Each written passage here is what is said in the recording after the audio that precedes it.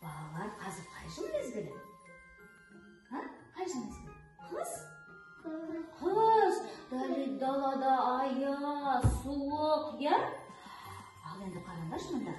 Құстар далада тоңады, қарындар ашады. Қазір терезені ашамын, тыңдайықшы, ненің дыбысы шығады екен?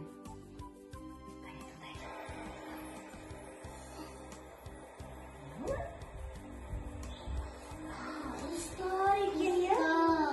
Құстар, қалай істейді құстар? Қалай ұшады құстар? Құстар қарны ашады. Олар айтады, балалар, маған көмектесіңдерші бізге, біздің қарнымыз ашты. Жем салыңдар, жем сауытқа.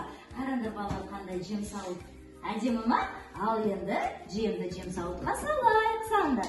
Тамаша, кәне жемді салайық жем сауытқа. Құстар қуанады, қарындар ашпайды, рахмет балалар дейді. Біз серуенге барғанда жем сауытты іліп қоямыз ағашқа. Құстар қалай жейді? Тамаша, салып қойыңдар жемді. Жарайсыңдар балалар. Балалар, қараңдаршы, біз жаңа не істедік құстарға? Жем салдық, иә балалар? Ал енді жаңағы салған жемді ақ тараққа салайық. Ол үшін бізге саусақ керек. Саусақты көрсетіңізші.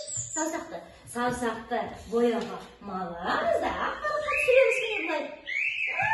Жарайсыңдар. Ал, жасаңдар. Жарайсыңдар, салып. Саусағымды мал. Соқ саусағымды маламыз да. Былай бараққа. Жем салайық. Құстар бізге қуанып жатыр. Естіп тұрсыңдар ма? Кәне жасайық. Ой, тамаша, жарайсың. Жарайсың. Біз не салдық?